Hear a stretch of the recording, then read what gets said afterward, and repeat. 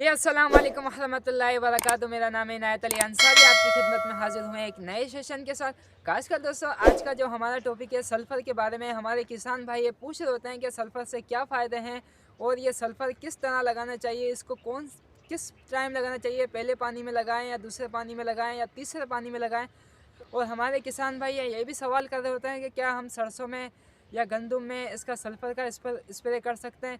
तो खासकर दोस्तों, आपके जितने भी सवालात हैं, आप जो भी कमेंट्स में सवालात कर रहे होते हैं, इंशाल्लाह आपको इस वीडियो में मुकम्मल आपको जवाब मिलेंगे। सबसे पहले हम बात करें कि हमें ये सल्फ़र जो है किस ज़मीन में लगाना चाहिए, हमें रेतली में लगाना चाहिए या कलराटी ज़मीन में लगाना चाहिए।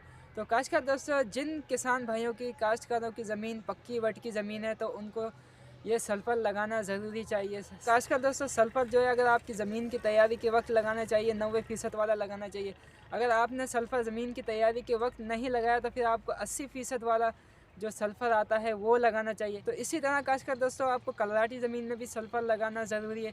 इसी तरह खासकर दोस्तों, आपकी ज़मीन रेतली है तो आपको चाहिए कि आप रेतली ज़मीन में भी सल्फ़र लगाना आप ज़रूरी है। अगर आपकी ज़मीन नरम है, भुरभुरी है, आपकी ज़मीन सही है, अगर आप कोई भी खाद लगाते हैं तो उसका रिज़ल्ट आ रहा होता है तो फिर आपको चाहिए कि आप सल्फ़र नहीं लगाएं।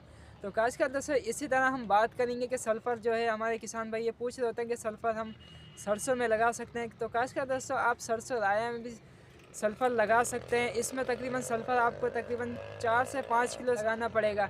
इसी तरह खासकर दोस्तों, गंदम की बात करें तो गंदम में सल्फ़र तकरीबन 2 से 3 किलो आप लगा सकते हैं। हमारे किसान भाई ये भी सवाल कर रहे होते हैं कि हम पहले पानी में लगाएं या दूसरे पानी में लगाएं। तो खासकर दोस्तों, अगर आपकी ज़मीन की तैयारी में आपने अगर सल्फ़र नहीं लगाया तो फिर आपको 80% वाला जो सल्फ़र है आपको पहले पानी में भी लगा सकते हैं, दूसरे पानी में भी लगा सकते हैं। खासकर दोस्तों, आपको चाहिए कि आप तीसरे पानी में, चौथे पानी में आप बिल्कुल सल्फ़र ना लगाएं। अगर आप सल्फ़र लगाएंगे तो आप क्या होगा कि आपकी जो ज़मीन जो है वो नरम भुरभुरी हो जाएगी सल्फ़र से और आपकी जो फसल है वो गिर जाएगी और आप पैदावार का नुकसान कर रहे होते हैं। तो खासकर दोस्तों, इसी तरह हमारे किसान भाई ये भी सवाल कर रहे होते हैं कि हम सल्फ़र को जो है हम छटा करके लगा सकते हैं या यूरिया खाद लगाएं या ज़बरदस्त यूरिया खाद लगा रहे होते हैं हमारे किसान भाई। ये नाइट्रोफास की खाद भी लगा रहे होते हैं, क्या उसके साथ भी लगा सकते हैं। तो खासकर दोस्तों, बिल्कुल आप यूरिया खाद के साथ मिक्स करके भी आप छट्टा कर सकते हैं। आप नाइट्रोफास खाद लगा रहे हैं तो आप उसमें भी 2 किलो सल्फ़र जो है मिलाकर आप उसका छट्टा कर सकते हैं, पानी लगा सकते हैं। तो खासकर दोस्तों, इसी तरह हम बात करें खासकर दोस्तों सल्फ़र के क्या क्या फ़ायदे हैं। खासकर दोस्तों, सल्फ़र के फ़ायदे ये हैं कि ये ज़मीन को नरम कर देता है, भुरभुरा कर देता है। ज़मीन जब नरम हो जाती है तो हमारी जो पौधों की जो जड़ होती है, गंदम की जो जड़ होती है वो नीचे गहराई तक जाती है और वो अपनी खुराक को ले रही होती है।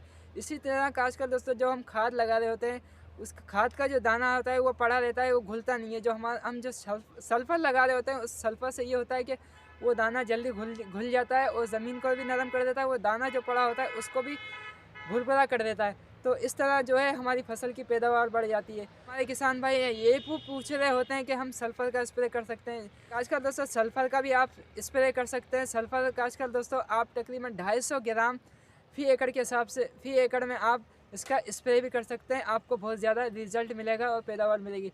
तो खासकर दोस्तों, अगर कोई सवाल आपसे पूछना हो तो कमेंट्स में आप पूछ सकते हैं, इंशाल्लाह आपको लाज़मी जवाब देंगे।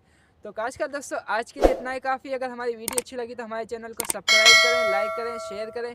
इंशाल्लाह नेक्स्ट वीडियो में मिलेंगे। अल्लाह हाफिज़।